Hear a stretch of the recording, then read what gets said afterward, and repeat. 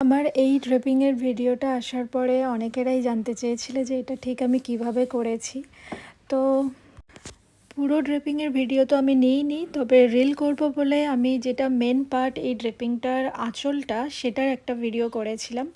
সেটা আমি তোমাদেরকে দেখাচ্ছি আর তার সাথে একটু এক্সপ্লেন করে দিচ্ছি, মেবি তোমাদের হেল্প হবে।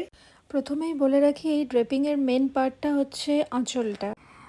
আমরা যেরকমই রেগুলার শাড়ি পরি কুচি করে, ঠিক সেরকমই একটু উঁচু করলে ভালো। আর এই কুচিটা জাস্ট একটু স্প্রেড করে নিতে হবে যাতে একই জায়গায় না থাকে। আমি যেটা করি, আমি কুচিটা করে দুটো হাতে কুচিটা ডিভাইড করে আমি তারপরে টাকিন করি। এটাতে কুচিটা অনেকটা স্প্রেড হয়ে যায়, পেটটা ফোলা লাগে না, এবং এখানে এই লুকটা এই ড্রেপিং স্টাইলে অনেক বেশি সুন্দর লাগবে।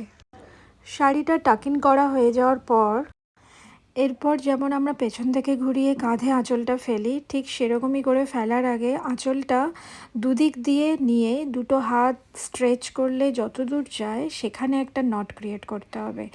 এই জায়গাটা একটুখানি পজ করে দেখো, তাহলেই বুঝতে পারবে যে ওই আঁচলটা আমি দুদিক বরাবর, মানে মাঝখানে নিজেকে রেখে দুদিক বরাবর আঁচলটা দু হাতে ধরে একটা নট করে কাঁধের মধ্যে দিয়ে দিলাম। আঁচলের লেন্থটা কতটা রাখবে সেটা একটু ডিসাইড করে নিতে পারো। যদি ফার্স্ট টাইম মনে হয় যে অনেকটা বেশি লম্বা হয়ে গেছে আঁচলটা, হাতের থেকেও বেশি, তাহলে তোমরা আরও একটু এক্সট্রা কুচি করে নিতে পারো, এক্ষেত্রে প্রবলেম হবে না। অবশ্যই যে ফুটওয়্যারটা পরে বেরোবে সেটা পরেই শাড়িটা পরো, এটা একটা খুব ভালো টিপস, ফলো করো।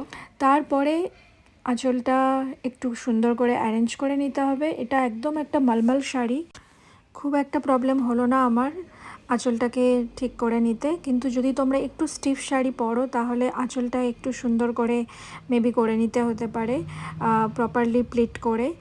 বাট এটা খুব বেশি টাইম লাগার কথা না, ইজিলি হয়ে যাবে। এটা দেখো ব্যাক ক্যামেরাতে তো আমার বাঁদিকেই আঁচলটা হয়েছে। প্রথম 3-4টে ক্লিপস ছিল ফ্রন্ট ক্যামেরাতে, তো মনে হচ্ছিল যে আমি ডান দিকে করে আঁচলটা করেছি, কিন্তু না, এটা বাঁদিকেই আঁচল হয়েছে। আর এটা আবার যেরকমই ফ্রন্ট ক্যামেরাতে, তো ডান দিকে লাগছে আঁচলটা। এইভাবে আঁচল নিলে একটা যেটা সুবিধা হয় সেটা হচ্ছে তোমার দুটো হাতই খুব সুন্দরভাবে ফ্রি থাকে, তুমি ইজিলি কোনো ব্যাগ ক্যারি করতে পারো। পাবলিক ট্রান্সপোর্টে এই শাড়ি ড্রেপিংটা ক্যারি করা কোনো বিষয় না। যদিও এইখানে আমি কোনো ফুল মিরর পাইনি, তাই আমার নিচের দিকে শাড়িটা একটু বেশি উঁচু হয়ে গেছে, তো ভেতরে পেটিকোট দেখা যাচ্ছে কোথাও কোথাও, but this can be easily fixed, ওটা একটু ইগনোর করো। সো এই ছিল খুব ইজি একটা ড্রেপ। তো তোমরা যদি এটা ট্রাই করো আমাকে ট্যাগ করো। চলো আবার দেখা হবে, টাটা।